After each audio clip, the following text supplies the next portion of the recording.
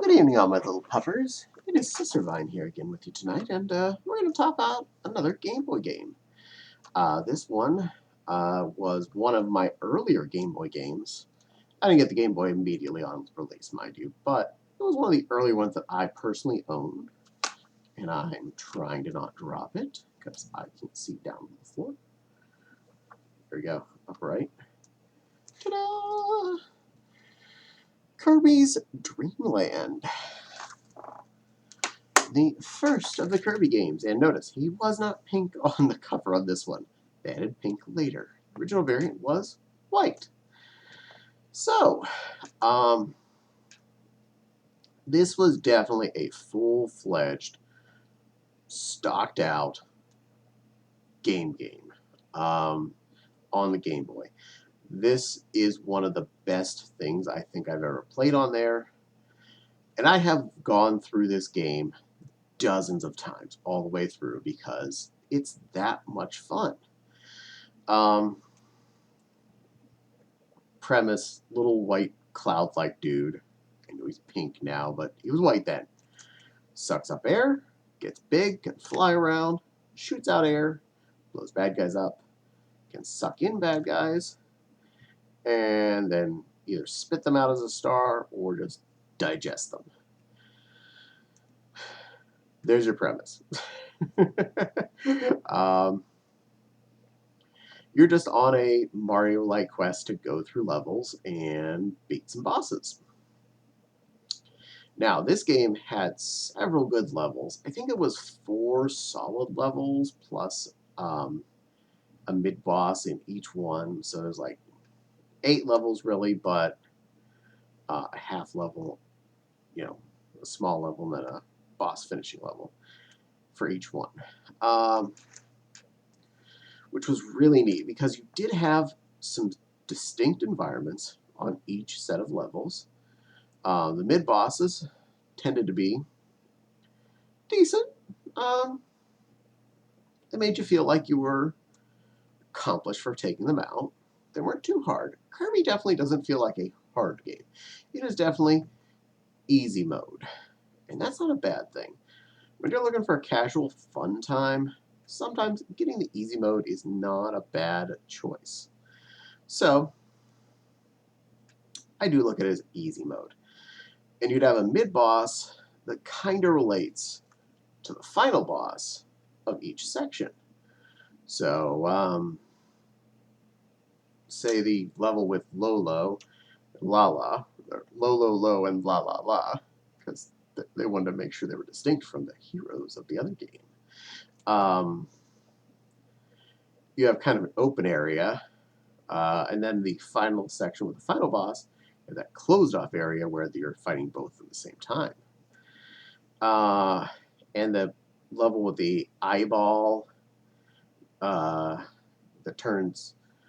tries to attack you, then later becomes an eyeball with a cloud around him for the final part. Again, it does have succession. The bad guy grows, which is nice.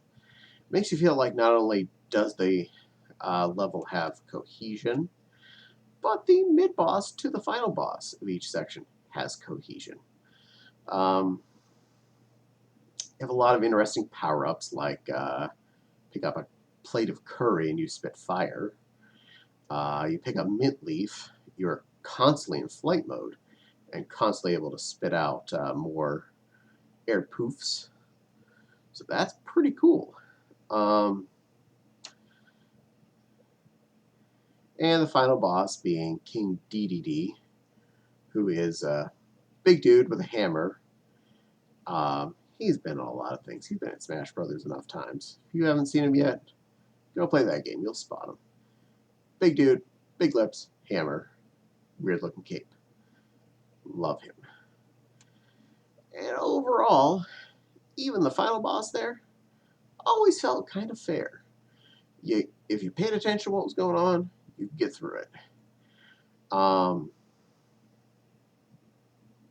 This game just screams, I just want to sit down and do something fun. The day I got my Retron 5, this was the first game I put into it. I guess the thing that I can play all Game Boy through Advance, from original to Advance, Genesis, Super Nintendo, Nintendo, Famicom, Super Famicom. What do I play? Kirby's Dream Land on a 40-inch TV. And I played all the way through. I just sat down and I plugged the game in, went all the way through the game. Just because. It's that entertaining even in that stage of my life. Whenever we were up to flat panel TVs, and I was late to that game even. So that tells you something. Overall, it's a ride. It's fun. It's not depressing. It's not so hard that it makes you angry, but it's not so easy that it makes you feel like you're not playing something. Just enough to make it feel like it's a good game. So there we are. Kirby's Dream Land. Totally recommend. Easy. Not a hard problem there.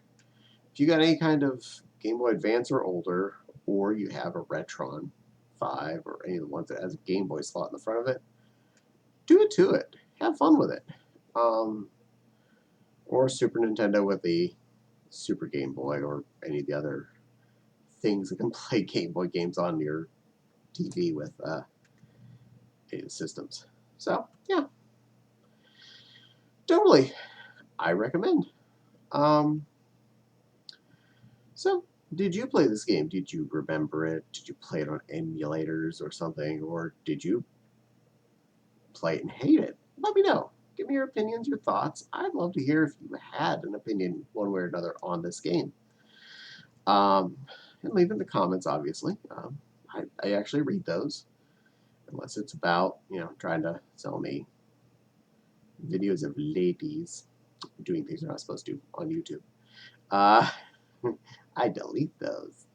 But please, leave comments. I'd love to hear from you. Don't forget to like and subscribe. The little dingly bell for you know how much I like saying dingly bell. And my Patreon link will be in the description box below, which does help support the channel.